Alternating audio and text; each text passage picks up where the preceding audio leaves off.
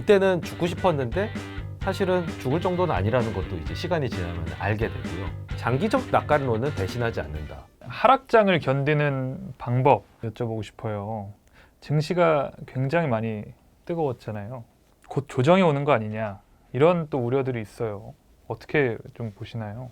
시장이 올라갈 것이냐 떨어질 것이냐 조정이 언제 올 것이냐 언제부터 본격적으로 올라갈 거냐 하는 답은 매우 중요한 답이지만 치명적인 문제는 알기가 어렵다는 데 있습니다. 지금 당장 저희가 엘리베이터를 잡는데 엘리베이터가 빨리 올지 늦게 올지조차 모르는 게 또 예측 가능성의 한계거든요. 그래서 사실 그것들은 궁금하신 건 제가 이해를 하지만 적절한 답을 얻으시기에는 굉장히 힘든 질문일 거라고 생각을 합니다. 그래서 제가 질문을 조금 바꿔서 네. 주식을 할 때 감수해야 되는 것은 무엇인가? 그러니까 부동산이나 채권이나 다른 자산에 비해서 최근에는 분위기가 바뀌었지만 그전에 왜 이렇게 주식을 싫어하셨을까? 저는 주식을 한 25년 동안 대부분의 기간 사람들이 주식을 싫어했던 기억밖에 없거든요. 그렇죠. 좋아했던 기억이 그렇게 딱히 없습니다. 그리고 좋아했던 때가 안 좋게 끝났어요. 좋게 끝났으면 우리도 미국 사람처럼 생각했겠죠. 주식은 항상 오른 거고 재산은 다 그냥 내 퇴직연금은 다 주식으로 해야 되라는 그런 믿음이 아직 우리가 없잖아요. 네. 최근의 현상을 기현상이라고 볼 정도니까요. 네. 왜 주식이 그런 사람들이 고통스럽다고 생각하냐면 그 변동성 때문에 그렇습니다. 변동성이 있기 때문에 괴로운 거예요. 그러니까 변동성이 있으니까 자꾸 위로의 변동성 구간만 타고 싶어 하는데 네. 그런 거는 없습니다. 그리고 강하게 오르면 강하게 빠지기도 합니다. 그냥 이렇게 박스권으로 흘러갈 때는 오히려 그때는 뭐 변동폭이 적어서 재미가 없어 이랬는데 시원하게 올라가면 또 시원하게 조정이 되기도 하거든요. 그거는 뭐 어떻게 보면 비례적 관계에 있는 건데 3000 시대 빠르게 올라왔고 그리고 이런 상승장에서는 필연적으로 변동성이 커질 수밖에 없습니다. 이 변동성은 감수를 하셔야 되고 잘 이용하셔야 되고 잘 버티셔야 됩니다. 그러니까 그 방법으로 사실은 훈련을 해 나가셔야지. 그러니까 그럼 한 번은 맞췄다 쳐요. 그 다음에 또 맞출 수 있을까요? 그건 좀 어려울 거다라고 봅니다. 맞춰서 잘 되면 계속 하시지 않겠어요? 근데 그 다음에 못 맞추면 또 다 잃겠죠. 근데 또 맞추면 되지 않냐? 그건 이제 어렵죠. 예. 그러면 결국은 변동성에 대처하는 방법들을 배우시는 게 훨씬 더 이득이 될 겁니다. 매일매일 지금 조 단위의 순매수를 이어가고 있는데 이런 식으로 좀 추매를 계속 해야 되는 건지 어떻게 좀 대처를 할 수 있는 건지. 자금의 길이가 네. 10년 이상이시면 지금 우리나라의 대표적인 회사들을 사는 거에 대해서 저는 찬성입니다. 장기적으로는 좋아질 거예요. 정말 다행인 게 우리나라의 기업들이 현재 미래에 맞게끔 대비들을 잘 하고 있습니다. 정말 다행스러운 일이거든요. 장기적인 믿음은 전 전반적으로 다 있습니다. 가격 때문에 다만 이제 사는 종목이 있고 못 사는 종목이 있는 것뿐인 거죠.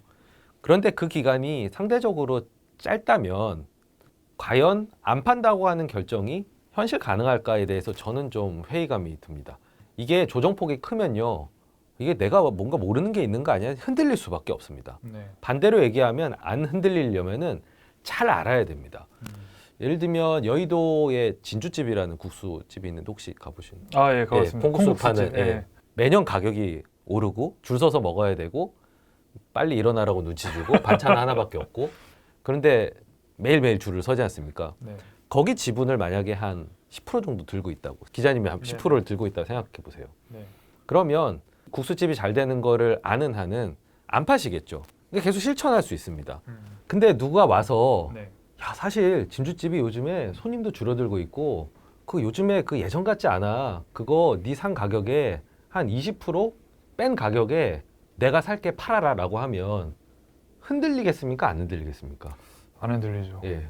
헛소리하지 말고 꺼져라 이렇게 이제 얘기를 하겠죠. 네. 어디 내 재산을 강탈해 가려고 잘 되고 있는 애 뻔히 다 아는데. 근데 과연 우리가 들고 있는 주식에 대해서 이 정도 얘기를 할 수 있는 상태냐를 한번 자문해 보셔야 될 것 같아요. 진짜로 자신감이 있으면 네.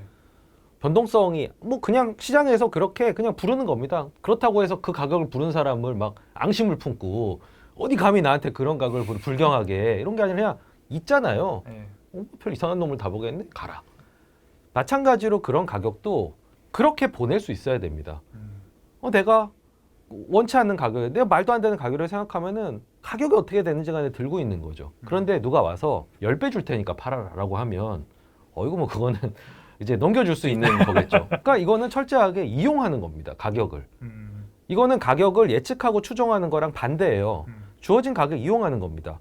내가 생각하기에 주가가 내재 가치를 보다 훨씬 낮다라고 하면 사는 거고 너무 높게 부르면 파는 겁니다. 그 이용을 하게 되면 변동성은 어떻게 보면 이익을 수익을 올려줄 수 있는 친구가 되는 거지 절대로 적이 아닙니다. 근데 이 부분에서 흔들린다고 하는 건 잘 모르는 거예요. 그 실체에 대해서, 기업에 대해서. 네. 이 기업에 대해서 모르면은 사실 공매도 같은 경우도 또 공매도를 한다 이러면은 좀 불안해질 수 있겠죠. 그게 어떻게 보면 내가 주식이 고평가됐다라고 하는 어떤 신호일 수도 있고 혹은 내가 그 회사를 잘 모르는 걸 수도 있고 그러니까 그런 상황에 대해서 잘 아는 거 그리고 안전한 가격대에 사놓은 거 이런 것들이 결국에는 변동성에서 어떤 평정심을 유지를 해주는 부분이고 또 변동성은 반대로 이용할 수 있는 기회로 활용을 하셔야 됩니다. 예를 들면 현금을 좀 갖고 있다가 빠지면은 내가 평소에 봤던 회사들 중에서 괜찮다 싶은 회사 싸게 오히려 더 좋은 거잖아요. 네. 그럼 이제 사는 거죠. 근데 이제 돈이 없다 이러면은 왜 그 목수가 네. 못이 필요하면 새로운 못이 필요한데 못이 없잖아요. 그러면 없어도 되는 못 하나 뽑아가지고 네. 그걸로 새로 박잖아요. 그것처럼 좀 매력도가 떨어지는 걸 팔아가지고 매력도가 높은 거를 하락장 때도 살 수도 있는 거고요. 이렇게 해서 변동성장을 넘기는 겁니다. 저희는요 변동성이 있으면 하루에 몇백억씩 움직입니다. 자산이. 아무래도 예, 운용 그거를 자산이 크다 보니까. 돈이라고 생각하면은 네. 견뎌낼 수가 없습니다. 스트레스 때문에. 그러네요. 예. 그러니까 저희가 그 상황들을 하락장이 그걸 완벽하게 피할 수 없고 그 하락장을 견뎌내기 위해서는 마치 우리가 사고가 나려고 운전을 하는 건 아니지만 네. 사고를 대비하기 위해서 안전벨트를 매고 튼튼한 차를 타고 방어운전을 하는 것처럼 하락장 때 뭘 하는 게 중요한 게 아니고요. 하락장이 올 수도 있는데 그 상황에서 버텨낼 수 있는 밑작업들을 하는 겁니다. 그게 좋은 기업을 사고 잘 알고 싸게 사고 배당을 확보하고 이런 것들이 결국은 하락장에 대비하는 원천적인 거지 하락장 가운데서 뭘 할 수 있느냐 하면은 그거는 오히려 반대로 흥분된 상태에서 잘못된 의사결정을 할 수 있는 위험성이 있습니다.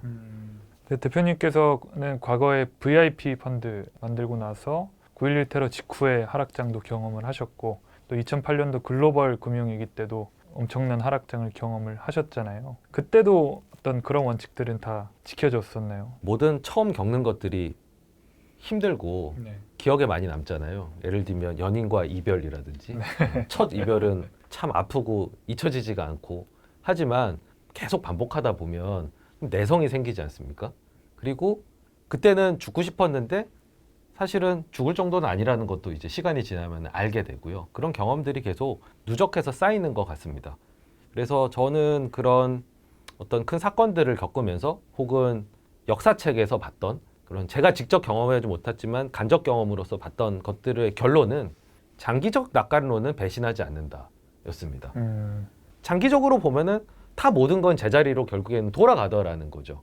그러니까 인류가 그렇게 와 우린 뭐 이제 다 끝났어 그냥 여기서 퍼져서 다 같이 죽자가 아니라 어떻게든 그거를 개선하고 살리고 그러면서 반전을 만들어내고 그런 것들이 저한테는 이제 신뢰를 줬는데 장기적 낙관론을 실천으로 옮기지 못한 분들도 계셨던 것 같습니다.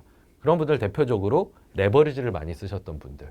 이 아래로의 변동성에서 레버리지가 많이 걸려 있으면은 원치 않는 가격에 이걸 다 팔아야 되거든요. 곱하기 0이 중간에 한번 나오는 거죠. 그럼 계속 투자를 해 나갈 수가 없습니다. 그래서 레버리지를 많이 쓰면은 변동성 장에서 버틸 수가 없구나. 그리고 저도 그런 변동성 장에서 실수했던 것들이 주식을 포기한 건 아니었는데 개별 종목을 좀 포기한 것들이 있었습니다. 이 예산 진짜 도저히 안 될 것 같아.